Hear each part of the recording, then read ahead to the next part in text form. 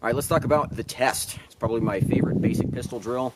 It's a really good baseline you can use to just kind of see where your skills are at and also to compare your performance with different pistols together. So nominally, the test is 10 shots at 10 yards in 10 seconds on a B8 repair center size target. So if you're using a pistol with a lower capacity, you essentially have to prorate your time. So it's 1 second per shot.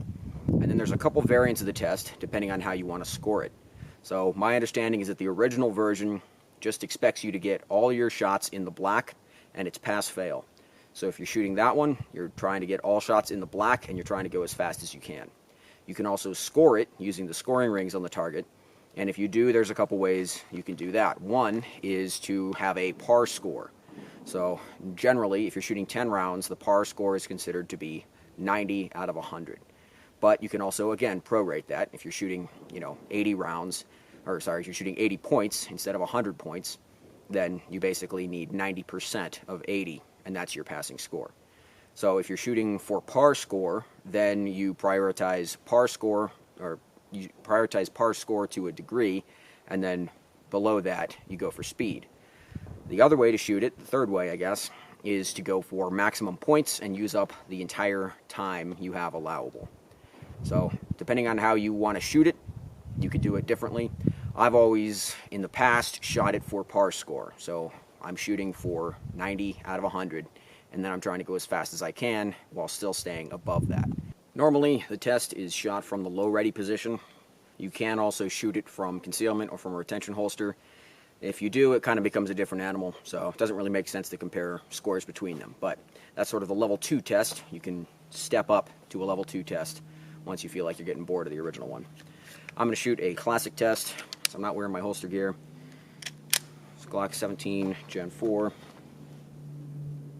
I'm going to try to slow my cadence down. Normally I like to shoot fast because it's exciting, but I'm trying to be a little slower these days.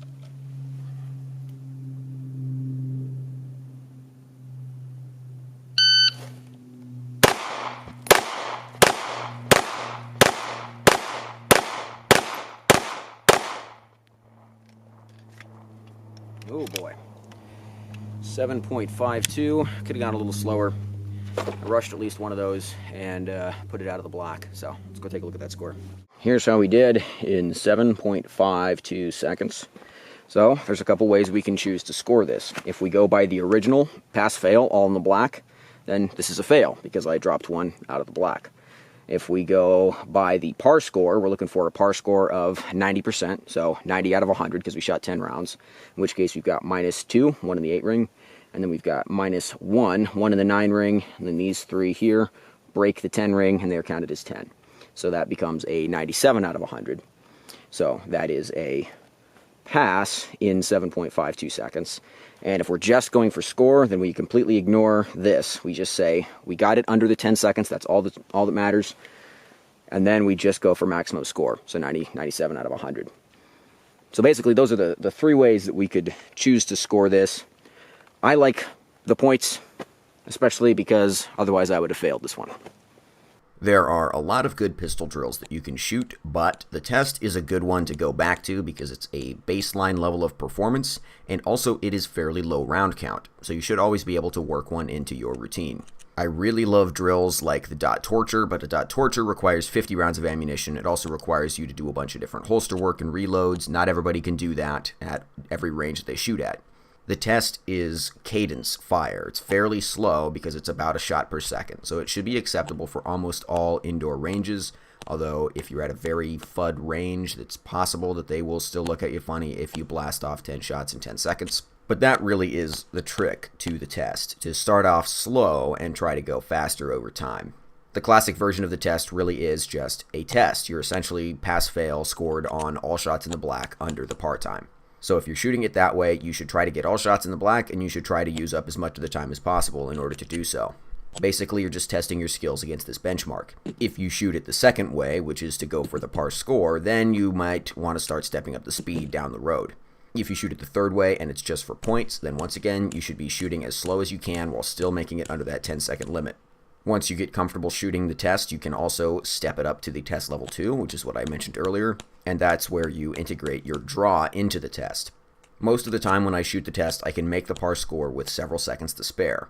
If that's happening to you and you want an additional challenge, then maybe it's time to work in a draw.